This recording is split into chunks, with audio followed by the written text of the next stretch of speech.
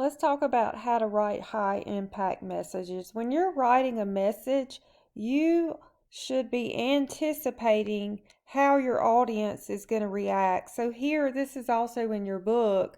Here's the message. Please note the new computer password procedures. Here's the anticipated responses. Positive would be great. We really needed this. Neutral would be okay, no big deal. And negative would be not another change. The challenge for a writer is to make the message a must read, with the starting point being the needs of the audience. Just remember when you're writing this message that people are busy and they just want the message. So keep it clear, keep it short, and keep it to the point. So strike the right tone. Write like you speak, but just a little bit more formal. You want to use common words. We talked about active voice. Use personal pronouns whenever appropriate. Use contractions as you do when you're speaking. You use contractions. Don't make grammar goose. Nothing does more to damage a message than simple grammatical errors. So be sure to check over your message to make sure that there's no errors. If you need to, you can get someone else to look over it too. I always, when I send an email, sometimes I'll send it to someone else and say, or send a picture of it to a colleague and say, does this look okay? Will you check this for me? Always having a set of second eyes is good. Use block paragraphs. This creates an organized look. It just really just helps when there are block paragraphs. It's not as overwhelming and you're giving it to them in small chunks. It's easier on the eyes. Using headings and bulleted lists, this is good too. This helps guides the reader through your writing. So remember these things when you're writing a message because they're very helpful.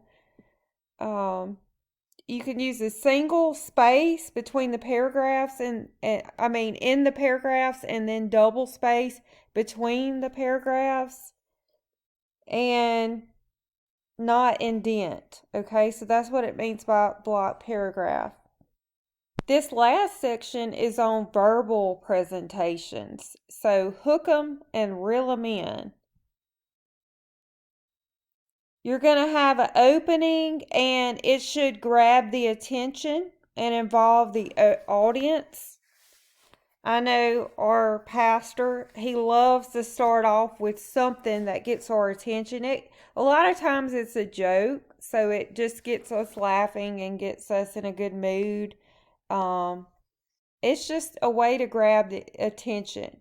The body should not include more than 2 to 4 main points. Now remember, for the body of this presentation, you don't want to overwhelm the audience, but they need to be able to leave the presentation having the information that they need. Also, when you're planning your message, make sure you prepare for questions and any interruptions that may happen. And as you're introducing or starting the body of your presentation, go ahead and tell your audience the key points. And you can use visuals here because visuals really help the audience. They can hear you and they can see the visual. For the closing, you want to let your audience know that you're about to close. Always let them know and summarize the key points. So closing it out, you're reviewing the key points. You started with the key points in the body before you introduce the body, and then you're going to close with the key points. Then you're going to have questions. You need to be prepared for these questions and decide how you're going to answer these questions. Are you going to ask for questions after each key point, or are you going to leave questions at the end? Visual aids are so helpful. As a speaker, it helps you because you have the key points up there to keep you on topic, but it also gives your audience a visual to see what you're talking about. So you're reinforcing your message. When you're doing a visual, less is more.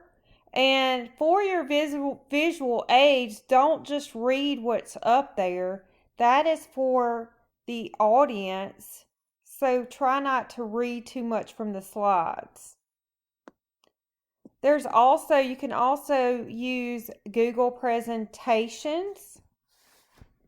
And a lot of businesses and companies still use PowerPoint. For example, a lot of textbooks use PowerPoint, but now Google Slides is starting to gain momentum. As far as your nerves, this is normal to have a little bit of adrenaline pumping before you speak. It's okay to be nervous, but make sure you relax, breathe, and just remember the people you're speaking to, they're just people. They're humans just like you. So you don't have to have so much pressure as to make you think you have to do perfect.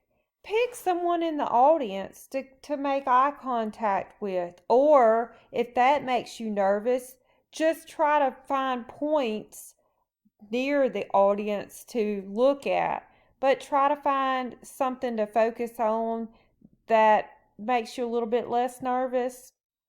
But nerves are normal.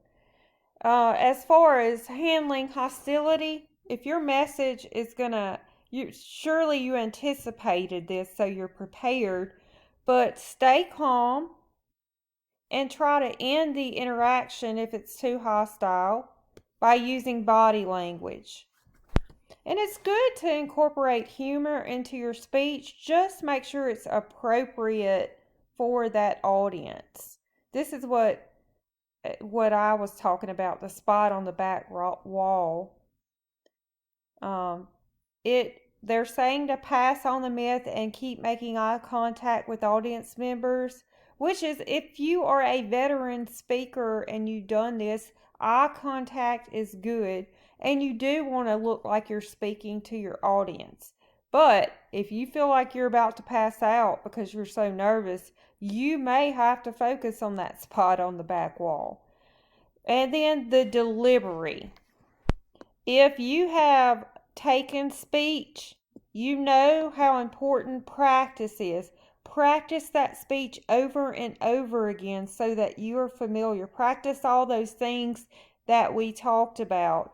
You can have a visual, make eye contact, find someone in the audience that's a friendly face. Try to incorporate humor. Down here at the bottom we have a term, dynamic delivery. And this is a vibrant, compelling presentation delivery style that grabs and holds the attention of the audience. And I love this exhibit too. This is 10 tips for dynamic delivery. Always practice. Make sure you know your material. Don't memorize it word for word. Just kind of know the flow of your speech. It says look at the member audience at least 50% of the time. I would say try to aim for more, but if it's a long speech, you may have to look down at notes. Vary your voice, your facial expressions, and your body language. You can use selective notes, but keep them inconspicuous. Stick to your allotted time. That's really important. Slow down and listen to yourself. Don't apologize. Continue to say, I'm sorry. Oops, I'm sorry. That is not good, and that really makes the speaker look like they're lacking confidence. Remember to use natural gestures, and remember, most importantly, when you're delivering a speech, practice.